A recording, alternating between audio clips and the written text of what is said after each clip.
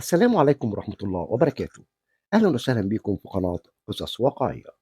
النهاردة هنتكلم عن موضوع مهم، سر الطاقة اللي بتحرك الإنسان. من أول ما الإنسان رفع راسه للسماء وبص على الشمس والقمر والنجوم، حس إن في حاجة أكبر منه. الشمس مثلا مش بتدور وتنور وتدفي، ده العلماء أثبتوا إن نشاطها زي العواصف الشمسية ممكن يغير في المجال المغناطيسي للأرض ويأثر على شبكات الكهرباء وحتى على مزاج الناس. يعني شعورك المفاجئ بالقلق أو العصبية ممكن يكون جاي من طاقة كونية جاية من ملايين الكيلو مترات.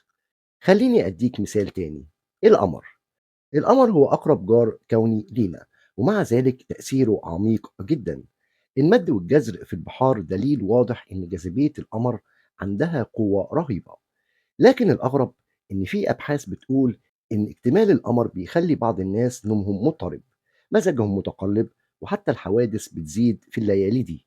يعني الطاقة اللي منبعثة من جرم سماوي بعيد ممكن تدخل غرفتك وتلعب في حالتك النفسية.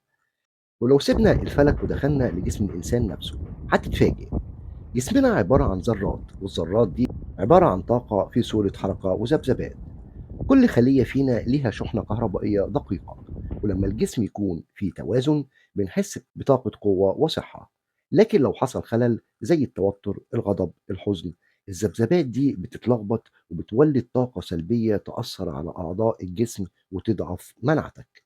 يعني حتى الأمراض ممكن تكون انعكاس لطاقة مضطربة، مش بس ميكروب أو فيروس. خد بالك، الطاقة مش بس حوالينا، دي كمان بينا وبين بعض. عمرك قابلت شخص أول مرة تشوفه لكن حسيت ناحيته براحة غريبة، كأنه قريبك من زمان؟ وعمرك قابلت حد تاني مجرد وجوده يخليك متوتر ومخنوق من غير سبب؟ دي اسمها الذبذبات الإنسانية. كل إنسان بيبث طاقة، ولو طاقته متوافقة معاك بتحس بارتياح، ولو مضادة بتحس بنفور. الطاقة دي بتبان كمان في الأماكن. بيت عشت فيه ذكريات سعيدة بتحس فيه براحة حتى لو فاضي، وبيت شهد مشاكل وخناقات يدخل أي شخص فيه ويحس بضغط وسلبية. العلماء بيسموها ذاكرة المكان، وروحانيين بيسموها بصمة الطاقة. يعني باختصار حياتنا اليومية مش ماشية كده عشوائي، ده كل شعور، كل موقف، كل مكان له طاقة، وإحنا بنتأثر بيها حتى لو مش شايفينها. وده بيفسر ليه ناس كتير بتقولك أنا حسيت بطاقة غريبة، أو أنا مش مرتاح للمكان ده، أو الإنسان ده وشه مش مريح. الموضوع مش صدفة، دي لغة الطاقات اللي بتكلمنا طول الوقت. إحنا دلوقتي عرفنا إن الطاقة حوالينا، بس السؤال الأهم، إزاي الطاقة دي ممكن تتحكم فيك من غير ما تاخد بالك؟ خليني أبدأ من أبسط حاجة.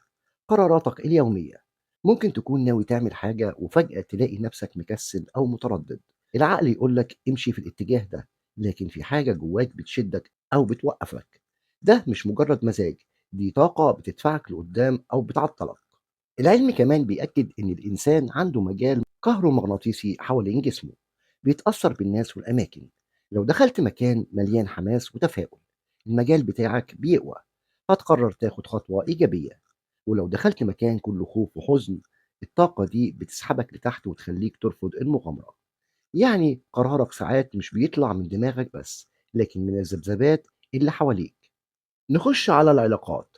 عمرك حسيت إنك بتنجذب لشخص معين من غير ما تفهم السبب؟ ممكن يكون شكله عادي جدا، لكن في حاجة بتجذبك ناحيته بقوة. السر هنا إن تردد طاقته متناغمة معاك، وده اللي بيسموه الكيمياء بين الأشخاص. ومن الناحية التانية في أشخاص مهما حاولت تتقرب منهم تحس إن في جدار خفي مانع بينكم، مش عشان اختلاف في الفكر أو العشرة، لكن عشان الطاقات مش متوافقة. والأغرب إن الطاقة دي ممكن تكون سبب في نجاح علاقة أو فشلها. ناس تتقابل صدفة لكن طاقتها متوافقة فبتبدأ قصة حب أو صداقة قوية. وناس تانية مهما حاولت الخلاف يستمر لأن الترددات مش متناغمة. كمان في المستقبل والمسار الشخصي، الطاقات ليها دور غريب. في لحظات بنسميها علامات أو إشارات، زي ما تحس إن الكون كله بيتآمر عشان يوجهك لطريق معين. فرص بتظهر فجأة، أو أبواب بتتقفل قدامك من غير سبب منطقي. ده جزء من حركة الطاقات اللي بتبني مسارك. العلماء بيسموها صدفة، لكن الروحانيين شايفينها لغة الطاقة اللي بتدفعك للمكان اللي لازم تروح له. واللي بيأكد ده إن في تجارب بتقول إن النية نفسها طاقة. لما تحط نيتك بتركيز جسمك وعقلك بيبدأوا يتناغموا مع النتيجة، وده بيخلي الفرص اللي ماشية في نفس التردد تظهر قدامك أسرع. يعني حتى مستقبلك مش مجرد صدفة، لكن بيتشكل من طاقتك الداخلية.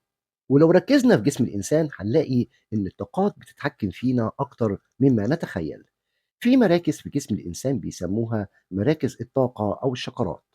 لما تكون متوازنة الشخص يحس بطاقة إبداع، حب، قوة. ولو اختلت تلاقي حياتك كلها متلخبطة، قراراتك مترددة، علاقاتك ضعيفة، وصحتك متأثرة. اللي عايز أقوله حياتك مش مجرد خطوات أنت بترتبها، حياتك عبارة عن لعبة طاقات. طاقتك الداخلية زائد طاقات الناس زائد طاقات الكون بتساوي الخريطة اللي بتحدد مستقبلك. ولو اتعلمت ازاي تتناغم معاها ساعتها هتكتشف انك مش ضحية الظروف، لكن قادر تتحكم في مصيرك. كل اللي اتكلمنا فيه مش مجرد كلام نظري. إحساسك اللي بيتغير فجأة، الجو اللي بتحسه تقيل أو خفيف، الكلمة اللي بتأثر فيك من غير ما تاخد بالك، كل ده بيدل إن في عالم كامل حوالينا مبني على الطاقة. الطاقة دي بتتسجل في أجسادنا، في أفكارنا، وحتى في الأماكن اللي بنعدي عليها.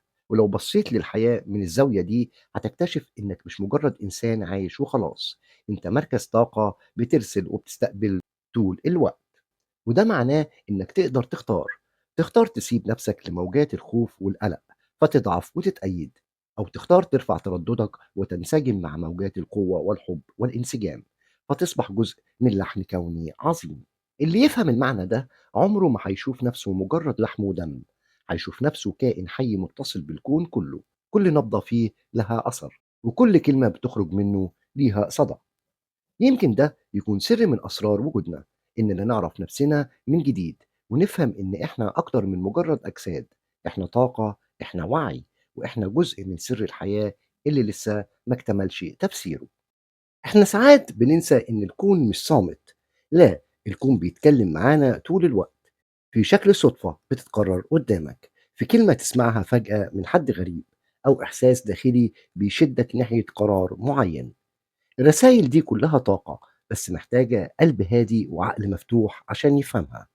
يمكن الرسالة اللي واصلة ليك دلوقتي إنك تبدأ تشوف حياتك بشكل مختلف، تشوف إن كل حاجة حواليك مش مجرد تفاصيل عشوائية، لكن خيوط مرتبطة في نسيج كبير، وإنت جزء مهم فيها.